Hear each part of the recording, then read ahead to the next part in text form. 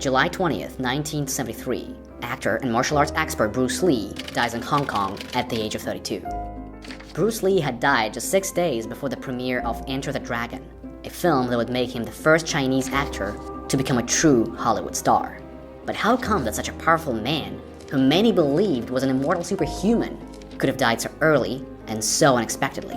Rumors started quickly spreading across Hong Kong that Bruce Lee's family is hiding something and that there was a trace of a woman and drugs. Okay, so how did Bruce Lee actually die? Sit tight, as we're going back to the summer of 1973 to uncover the real circumstances of Bruce Lee's death. 1973. Bruce Lee and his family were spending the first half of the year in Hong Kong, where Bruce was busy with two things: finishing up Enter the Dragon and shooting the new film, Game of Death. The producer of those two films was Raymond Chow, founder of Golden Harvest, a film production company based out of Hong Kong. Raymond and Bruce were the best of friends. On July 20th, at around 8:30 a.m., Bruce Lee woke up and did his routine morning exercises for about 45 minutes. He would typically stretch, do some cardio on a homemade stationary bike, practice Jeet Kune Do, and lift weights. His mornings were intense, but never too exhaustive. 10:30 a.m., Lee arrived at Golden Harvest to work on the script of Game of Death with Raymond Chow. In 1970s and 80s, chewing cannabis was the thing in Hong Kong, especially popular among the wealthy people. 1 p.m., Bruce Lee jumped into his red Mercedes-Benz and drove away to 67 Beacon Hill Road, where on the second floor in a one-bedroom apartment lived his mistress, Betty Tin Pei, a 26-year-old Taiwanese actress introduced to Bruce by Raymond Chow. Apparently in Hong Kong, not many people knew about the relationships that Bruce was having on the side. According to the book Betty wrote about Bruce Lee's death, that day when he arrived, they had sex and some more hash.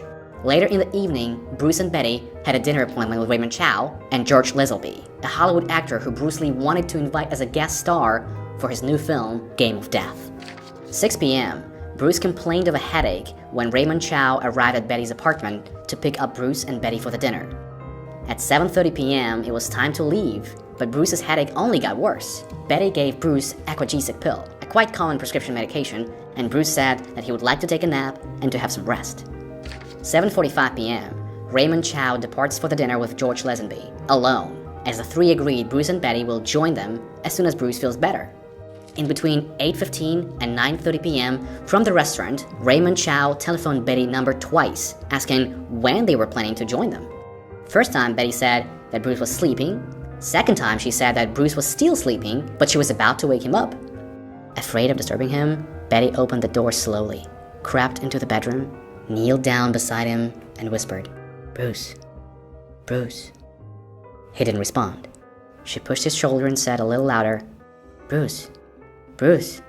But he still didn't wake up. Panic rising, she shook him and shouted, "Bruce, Bruce."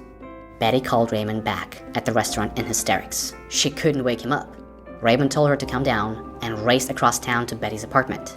When Chow arrived at the apartment, he found almost naked Bruce Lee lying flat on Betty's mattress, not breathing. Chow realized that it was too late. His star was already dead. Okay, at this point, let's try to imagine what was going on in the head of Mr. Chow. The most famous man in Hong Kong was dead in his mistress's bed, and the two of them were the only witnesses. The scandal would consume them. The press would blame them. It could end their careers, maybe even put them in legal jeopardy. If Raymond's original goal was to save Bruce Lee's life, now his immediate goal was clear. Bruce Lee had to die somewhere else besides his mistress's apartment. Chow told Betty to call her personal physician, Dr. Shu. When Dr. Shu arrived, he tried to revive Bruce for 10 minutes. No success. Dr. Shu decided to call an ambulance to treat a person who had collapsed and insisted that the patient be taken to Queen Elizabeth Hospital. The paramedics couldn't find a pulse, and the patient wasn't breathing. They performed CPR and gave him artificial oxygen. There was no change in the patient. The paramedics carried Bruce to the ambulance. Raymond Chow and Dr. Shu jumped in back with them. A little after 11:30 p.m., telephones across Hong Kong started ringing with the news. Bruce Lee was dead at the age of 32. The cause of death was unknown. The autopsy report will later show that Bruce Lee had died of cerebral edema, swelling of the brain, presumably caused by an allergic reaction to the painkiller given to Bruce by Betty. The funeral ceremony in Hong Kong was attended by 25,000 people, and 3 days later, Linda, Bruce Lee's wife, buried her husband in Seattle, where they fell in love and started their journey together when life was simple and where they were happy the most. So this is the real story of Bruce Lee's death. This is how it was. Alright, if you like this video, please give it a thumbs up, and don't forget to hit that notification bell and you won't miss the new episodes.